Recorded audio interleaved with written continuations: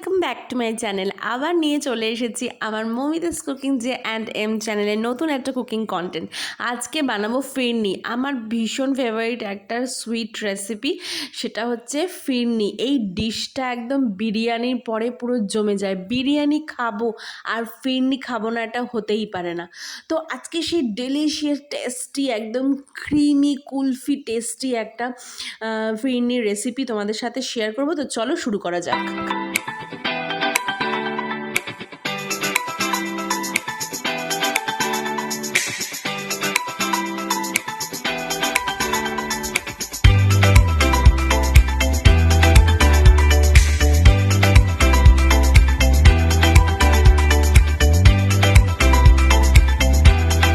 তো আজকে আমি ফিরনি বানাবো। নিয়েছি একটা ননস্টিক প্যান, তার মধ্যে আমি দিয়ে দিচ্ছি দুধ।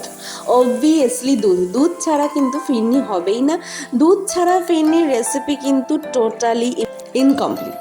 তো যাই হোক, চলো তো ফিরনির রেসিপিটা বানাবো। দুধ নিয়েছি প্যানে, তো পুরো ফুল ক্রিম দুধ নিয়েছি। ফুল ক্রিম একদম দুধ চাই, কোনো টোন্ড মিল্ক হবে না, যার মধ্যে একদম মোটা মোটা সর পড়বে, সেরকম একটা টেস্টি দুধ চাই। তো এখানে আমি একদম নর্মাল চাল, এটা আমি ফ্রাইড রাইসের বাসমতি রাইস নিয়েছিলাম, সেটা আমি একটুখানি ভিজিয়ে রেখেছিলাম 15 থেকে 20 মিনিটের জন্য। তো সেটা আমি ধুয়ে নিয়ে ভিজিয়ে রাখার পর এটাকে আমি একটা ছাঁকনির দ্বারাকে ছেঁকে নিচ্ছি, যাতে জলটা পুরোটা চলে যায়। আর এটাকে আমি একটুখানি ঠান্ডা হাওয়ার নিউট্রিসের পাখার হাওয়ার নিচে রেখে দেবো, যাতে এই জলটা শুকিয়ে যায়, মানে চালের জলটা।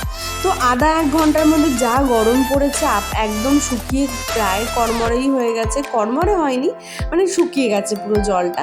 তো শুকিয়ে গেছে। এবার আমি নিয়ে নিচ্ছি মিক্সি বোল, তার মধ্যে আমি শুকনো চালটা দিয়ে দিচ্ছি, দিয়ে আমি এটাকে গুঁড়ো করে নেবো।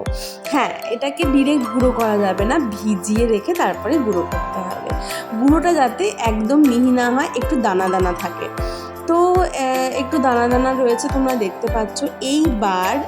এবার আমি ওই যে দুধটা, ওটা আমি ভালো করে ঘন করে জাল দিয়েছি। এটা আমি একদম লো হিটে রেখেছিলাম, যাতে দুধটা ঘন হয়ে যায়। তো এটা আমি ভালো করে জাল দেওয়ার পরে এবার আমি একটু এর মধ্যে দেবো হচ্ছে হলুদ গুঁড়ো।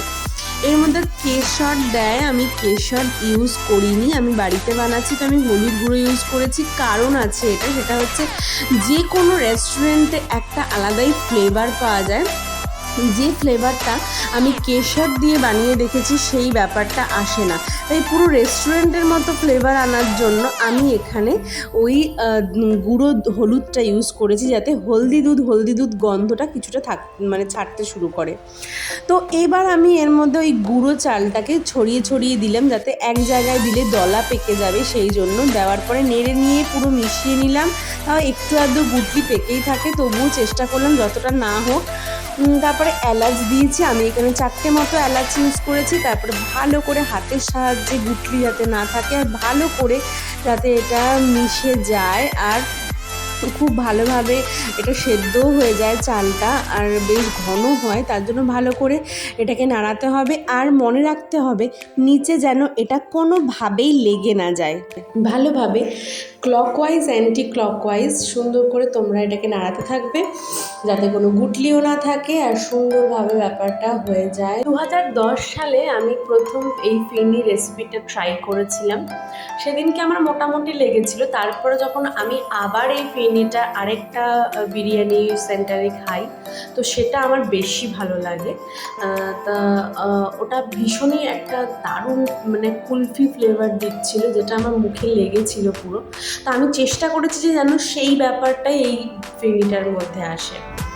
তো ভালো করে দুধটাকে শোকাতে হবে, মালাইয়ের মতো করে চালটা দিয়েও ভালো করে করতে হবে। দেন তোমরা সুগারটা অ্যাড করবে, চিনিটা তোমরা পরে দেবে, যেরকম আমি দিলাম।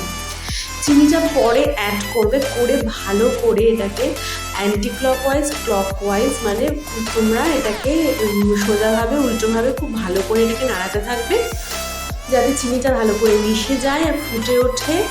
আর খুব সাবধান, চিনি দেওয়ার পরে কিন্তু নিচে লেগে যাওয়ার সম্ভাবনাটা আরও মাত্রায় বেড়ে যায়। সেটা যেন কোনোভাবে না বেড়ে যায়, সেটা তোমাদেরকে লেগে যায় নিচে, সেটা তোমাদেরকে সবসময় ধ্যান রাখতে হবে। খুব ভালো করে হালকা হাতে এটাকে জোরে জোরে করতে পারো, কেউ হালকা হাতেও করতে পারো। তো আমি যাতে কোনো গুটি না হয় এই জন্য আমি সব সময় এটাকে জোরে জোরে করেই এদিক ওদিক করে নাড়াতে থেকেছি। আচ্ছা, এখানে আমি দিলাম হচ্ছে একটুখানি কেওড়া ওয়াটার, সেটা আমি দিয়েছি এটা ফ্লেভার আনার জন্য। অ্যাকচুয়ালি ফিরনি রেসিপিটা একটা মুসলিম রেসিপি, মুঘলস রেসিপি যাকে বলে। এনারা সবসময় যে কোনো নিজেদের খাবারে প্রচণ্ড পরিমাণে গোলাপ জল, কেওড়া জল ইউজ করে, তাই আমি এটার ফ্লেভারটা একটু আনার জন্য কেওড়ার জল দিয়েছিলাম নাবানোর আগে।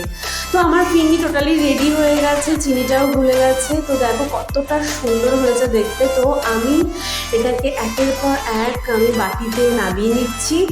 নামিয়ে নেওয়ার পরে এটা এখনই আমি খাবো না গরম গরম, এটা বাইরের আবহাওয়াতে ঠিকঠাক মতো এটা ঠান্ডা হয়ে গেলে, মানে নর্মাল টেম্পারেচারে চলে আসলে এটাকে আমি ফ্রিজার করব।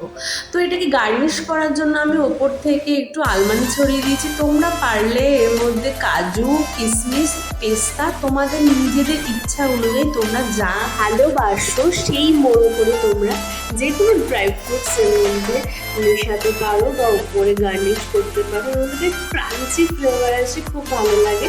তো আমি এটাকে প্রায় আধা থেকে 1 ঘন্টার জন্য ফ্রিজে রেখে দিয়েছিলাম। একদম ঠান্ডা ঠান্ডা কুল ব্যাপারটা আমি খেয়েছিলাম, গরমে কিন্তু জমে গেছিলো একদম। তো আমার এই রেসিপিটা তোমাদের কেমন লাগলো অবশ্যই জানিও। থ্যাংক ইউ সো মাচ নতুন বন্ধুরা আমাকে এত সাপোর্ট করার জন্য, আর পুরনো বন্ধুরাও অবশ্যই। তো সঙ্গে থেকো এইভাবেই। আর যাদের এই সব ভিডিও টুক করে নিজের ফোনের মধ্যে চাই একদম নোটিফিকেশনের জন্য, তোমাদের কিন্তু বেল আইকনটা টিপতেই হবে, আর চ্যানেলটা সাবস্ক্রাইব করতে একদম ভুলবে না। তো চলো টাটা বাই, দেখা হবে।